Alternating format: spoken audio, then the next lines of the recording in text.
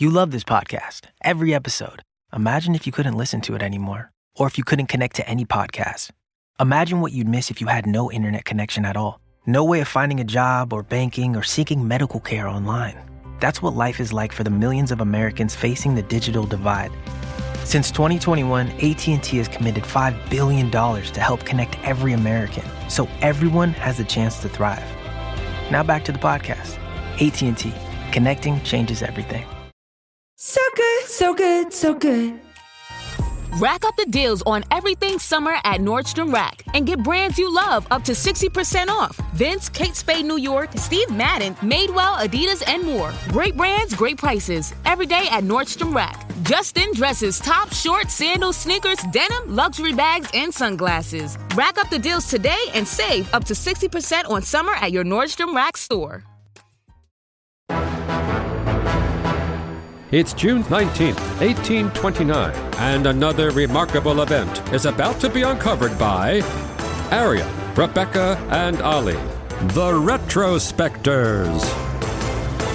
If you've ever wondered why police officers are known as Bobbies here in Britain, it's thanks to the events of today in history in 1829, when future Prime Minister Sir Robert Peel, hence Bobby, got royal assent from the Metropolis Police Improvement Bill that he'd submitted to Parliament, thereby creating London's first professional police force. Yeah, and the full title of the bill was the Act for Improving the Police in and Near the Metropolis, and allowed for a creation of a new force of 3,000 police officers who would ultimately be under the control of the Home Secretary, Robert Peel, who I think probably couldn't envision that both of his names would become nicknames for the police. There's Bobbies, which is still in use today, although it's a bit quaint, and Peelers, that was very popular in the era. The first constables didn't make it to the streets until the end of the following September, but when they did, they must have looked a very curious sight, because a peeler's uniform was a really strange mix. As servants of the people, they wore tailcoats, but because they needed an air of authority, they also wore top hats,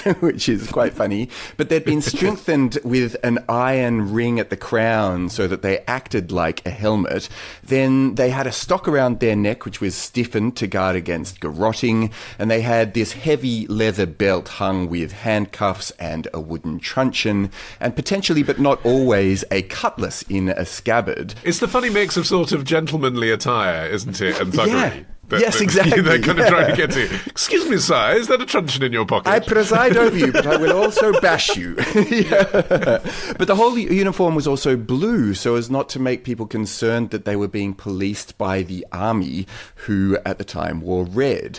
And this was the whole idea that Peel was trying to convey, which was, that he really believed in the notion of policing by consent. The idea was that you weren't being presided over. There was no threat here. This isn't a dictatorship. Yeah, and they'd been dabbling with this all over the country. In 1800, there was an Act of Parliament in Glasgow to establish its own city police force. That was actually the first professional force.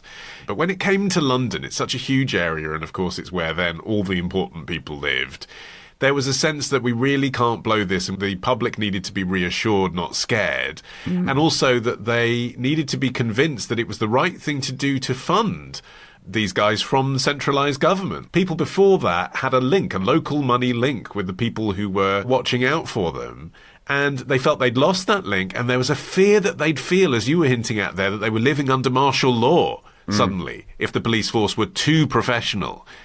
Yeah, the police force represented a radical departure from what had been basically a citizen-led system where individuals sought out the assistance of constables and magistrates to get their crimes solved, to one that was controlled by these paid, uniformed, armed representatives of the state. There was a lot of radicalism in the air, and political progressives couldn't help but notice that this sudden governmental concern with policing came at a time of a lot of political upheaval and protest, and that obviously it could be used to suppress those things. And it was unpopular with the working classes too, because basically the way that things had worked before was that it was almost like a bounty system. If you had the money, you could probably get justice, and if you didn't, nobody would be very interested in helping you, because constables, as they were, almost worked on commission a lot of the time. And so without a financial motive to concentrate on juicy crimes like murders and burglaries, police officers were now free to wander the streets, harassing and arresting Londoners for pretty minor infractions like drunkenness or or fighting. Well, also that there was this feeling within many of the parishes that they were going to be losing control over their local institutions,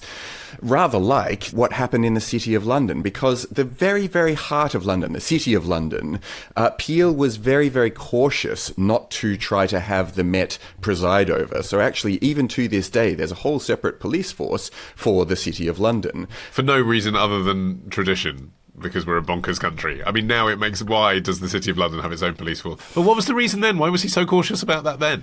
Well, because he didn't want for the powerful people that lived in the very core of London to object to it.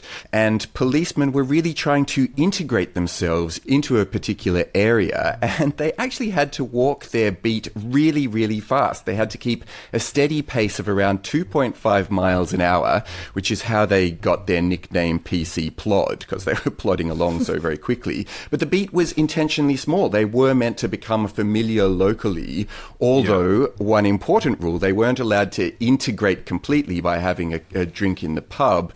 Previously, lots of policemen would just end up kind of congregating in the local taverns and hanging out with the very villains that they were meant to be kind of policing, and in turn receiving money and goods as little backhanders. But anybody who had been found to be drinking was dismissed, and within 4 years, only 1/6 of the original intake of men remained. Yes, well, the recruitment criteria were quite impressively strict and exacting, actually. To join the new Metropolitan Police, you must be aged between 20 and 27 and be at least 5'7", and a man, of course. Women weren't recruited until 1919. After a few years, the age limit did go up to 35, but policemen still had to be well-built, fit and literate. Criteria that I'm sure we'd all still welcome today. Yeah. The Metropolitan Police, I'd be happy with that. But it was criticised at the time as being a bit classist. Because, this was a police force for London. There was supposed to be a service for everybody. But then the criticism was, with that criteria, well-built, fit and literate, it's unlikely that you're going to be recruiting working-class police officers from London.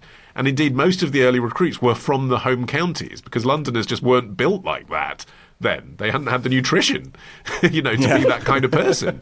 And so you immediately had this them and us feeling, even though they were trying to combat that. The thing is, though, it still represented an improvement in the sense that the force was being centralised as a public body, because the previous sort of competing factions of constables and night watchmen, etc., tended to be in the hands of whoever could pay. Even people like Henry Fielding, who created the Bow Street Runners, which you may have heard of. The point of him creating it was that as a magistrate, he could see how ineffective and corrupt the policing system was in London at the time. So in 1749, he created this force of 6 constables he had chosen himself, which aimed to bring some structure and oversight to the practice of what then was called thief-taking. It wasn't even called policing. It was basically bounty hunting. And the thing is that was...